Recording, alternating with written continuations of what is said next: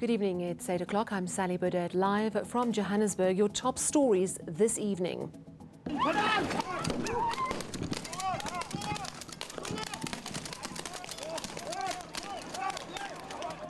A day of violence on the West Rand as the community of Bekkersdal protests for power. While outside Vereeniging, red ants and land invaders clash, leaving 2 people dead. And the ANC among those condemning a call by its own youth wing in the Free State to ban a controversial book on HIS. This after last night's protest at the book launch. We start here. Another community up in arms, hot on the heels of the chaos and anger in Alexandra township. Bekkersdal residents in the west of Gauteng have also taken to the streets over poor service delivery. They were met with rubber bullets as police stopped their march to the municipal offices. Slindela Masikane reports. How can you study without electricity? Since 83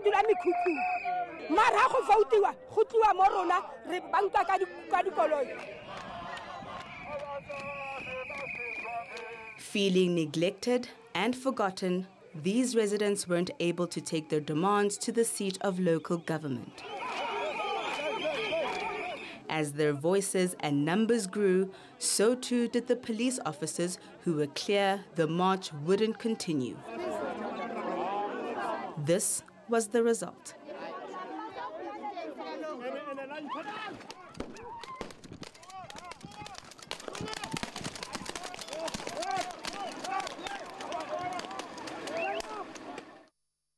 People are illegally now connected to electricity. This is what we call izinyoga-nyoga, where people are making their own plan to get electricity. And the Human Settlements MMC is full of promises. The wait is over. And as I'm standing here, we have got a side camp that I can take you to that has been established. There's the materials that have been supplied there. And we are continuing to work with the contractor to ensure that we start immediately with the project. Determined residents are vowing to continue protesting, even if it means they're met with more force. Slindela Masikane, Bekkersdal in the West Rand. Well, from the troubled Bekkersdal area, which falls under the ANC, to Alexandra Township, which falls under DA Johannesburg Mayor Herman Mashaba. He has yet to visit the area and address service delivery concerns. Tomorrow, the president will be in Alexandra, but Mashaba says he was not invited to join him. I requested the president from last week already when he said he was going. I said, the president, please, if ever you are going, I'm happy to accompany you. He did not want to invite me. But fortunate enough, I've got a scheduled IDP session, which is a legislative requirement for me. Other concerns in the province. Gauteng police are investigating at least 2 cases of murder and 6 of attempted murder. That's after a land invasion eviction turned deadly near Vereeniging today. Now, the video footage we're going to show you was taken moments after the red ants clashed with land occupiers in Rusterval. The red ants were with the sheriff of the court to effect a court order which was obtained by the Emfuleni municipality to stop the people from occupying land. The Emfuleni municipality says the land was earmarked for a housing development, but a study has since revealed the land has dolomite, which of course causes sinkholes. The deadly clashes today erupted when the red ants tried to move people off the land. One of the residents described what he saw. They were fighting. When they were fighting us back, we had to run back. Yeah. But that time, one of the guys we were running with him back, they shot him. They shot him, and that for me seems not like a rubber bullet. Yeah. That was a real bullet they shot him with. I had to take him to the Bakkie, take him to the clinic here in Rusterval Clinic. In other news, it's been a day of condemnation for protesters who disrupted the launch of journalist Peter Louis Myburgh's book on HIS. From Parliament's presiding officers, political parties and rights group to the ANC Secretary-General himself. The acts of trashing and destroying the books have been described as despicable and repulsive. Sekho Haji looks back at the abandoned launch of the Gangster State book and the fallout thereafter. absolute chaos. And those leading the charge were resolute about not backing down. By the way, the reason the youth league in the Free State responded is because that book speaks about the ANC in the Free State, government in the Free State. And we know that those things are lies, are not true. But the mother body isn't impressed. In a statement, the ANC expresses its disgust and the disruption of the book launch. It also says the Free State Youth League statements will be retracted and a book-burning event scheduled for Monday will be cancelled. Others soon joined the chorus of condemnation, with the DA saying it will lay criminal charges against councillors involved, while the EFF has called it thuggery. The burning of a gangster book is thuggery. It's unacceptable. It doesn't matter how strong we might disagree with the author. It's orchestrated, it's well planned. The leadership of the ANC is well aware of it. And the Deputy President also had his say. Probably it's out of anger and hoping that they are supporting the SG, and this is very wrong. Very wrong. The author himself agrees the ANC is divided on this matter. There seems to be a lot of disunity in the party in terms of how to handle this book, in terms of what its approach is going to be. And the man who's the subject of it all, Ace Magashule, is himself calling on his supporters to stop any other actions planned around the book. In the meantime, Exclusive Books, where the launch was held, will be opening a case of malicious damage to property and intimidation. Johannesburg. Bantu Holomisa has struggled to back up allegations he made against two companies. The UDM leader faced fierce cross-examination at the PIC inquiry today. Now, he testified that the companies unlawfully received money from the state-owned Public Investment Corporation, which is tasked with investing pension fund money for government employees. Holomisa's allegations of wrongdoing at the PIC were instrumental in leading to the establishment of the inquiry. Heidi Jokos has the story. A battle of wits. Bantu Holomisa had to defend allegations he made against two companies, Lebashe Investment Group and Harith, when he testified a few weeks ago. Lebashe's legal team wanted facts on the table, but it appears Holomisa didn't have tangible evidence. The question is, you said before this commission when you testified the last time, you said, I do not possess the tools to verify the information. Now you're saying you are stating them as fact.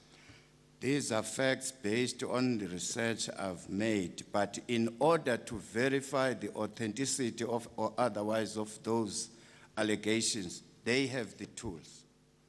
And on the evidence that I have given you, Burger lashed out at Holomisa for continuing to make claims against the company despite a court interdicting him from doing so.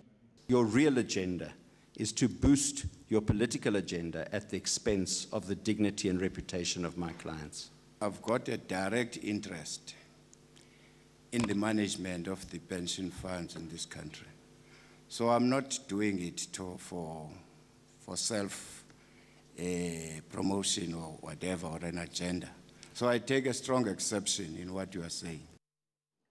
Holomisa is claiming the directors of Lebashe, as well as a former PIC employer and the former Deputy Finance Minister Jabu Moleketi, all illegally benefited from a PIC investment. Heidi Jokos in Pretoria. In other news, making local headlines, a report commissioned by the Institutional Reconciliation and Transformation Commission has laid bare apparent rampant racism at UCT. Now, the report was commissioned after violent protests under the Rhodes and Fees Must Fall movements in recent years. The report stresses that the possible occurrence of racism at the University of Cape Town is not a minor flaw, but a major issue. The university says it will only comment on the report's findings after it has been tabled at its Senate in June. ANC Deputy President David Mabuza spent the day on the campaign trail in his home province of Mpumalanga today. He told party supporters that party leaders must stop fighting for positions and make sacrifices for the sake of unity. Mabuza said the wrongs in the party must be fixed by this generation of leaders because this might be the last chance. Still ahead on eNews, scientists are claiming that this image is the first direct visual evidence that black holes exist. How about that? And in your business news, the rand has continued on its winning streak, dipping below 14 rand against the US dollar, and we'll find out why.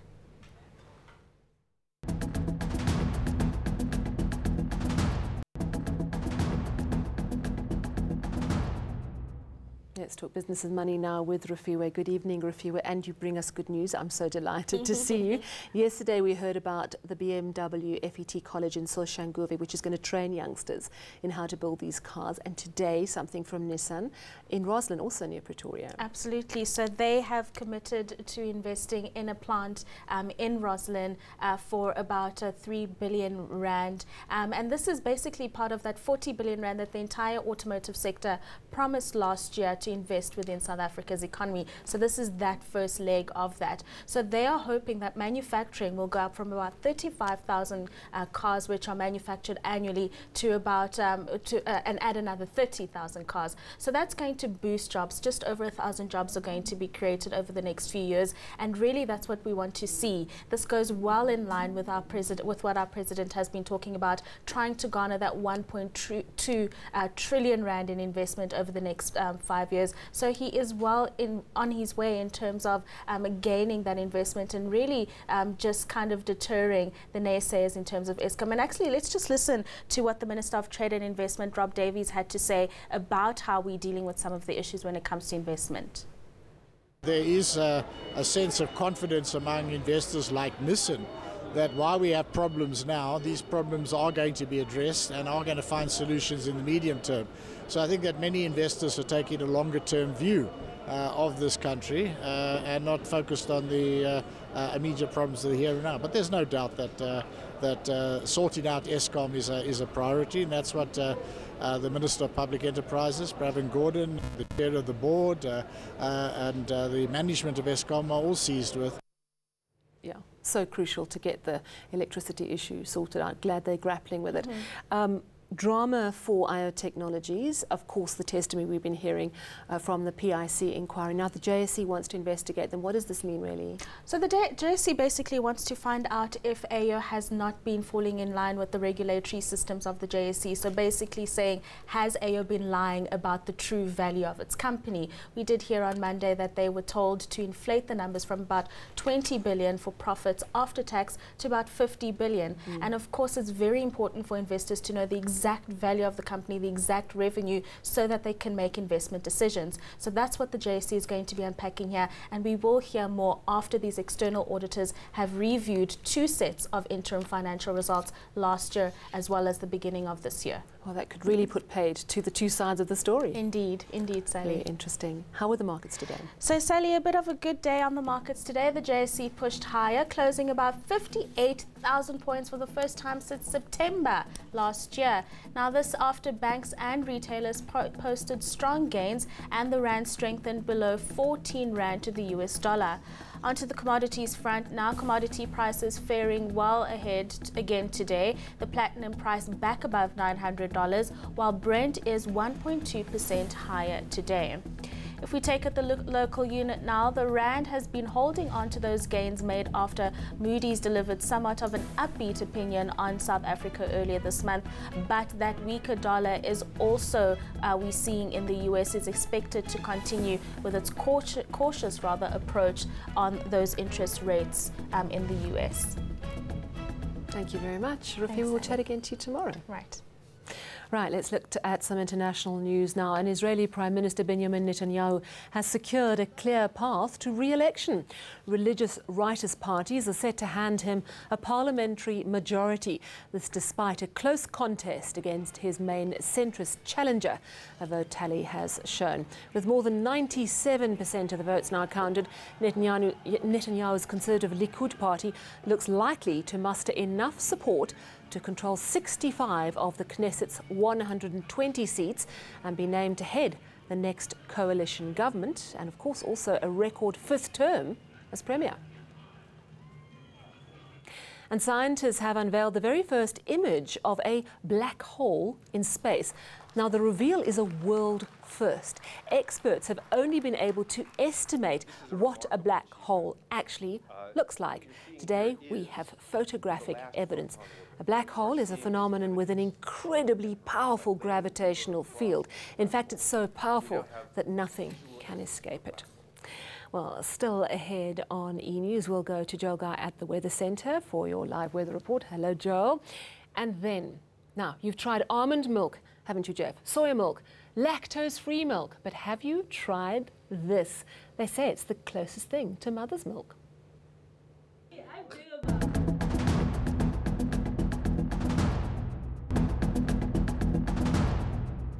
Let's get your weather now from Joel Guy, standing by in Cape Town.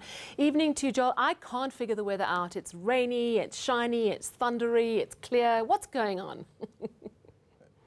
Well, Sally, it has become rather quiet in Gauteng, as we see on the latest satellite picture. Just a few patches of clouds still hanging around the province, but here over the central areas, we still have very active and strong thunderstorms that could become severe, especially over the western areas of the Free State and the northeastern sections of the Eastern Cape for much of your Wednesday night. Now, here's what you can expect as we head into Thursday. It's going to become pretty foggy for much of the west coast and that just an interior. And we start off the day with thunder showers over the northeastern areas. It will be partly cloudy and dry for much of eastern South Africa. But later on in the afternoon, more thunderstorms are expected for the eastern areas of the Northern Cape, extending into the eastern parts, including in Gauteng and western Limpopo, and also down into the Eastern Cape and parts of KwaZulu-Natal. It will be dry, however, for much of the East Coast, including the KZN coastal areas and the eastern parts of the province. Then in the evening, we will continue with isolated thundershows for the eastern areas, foggy once again for the south and the west coast.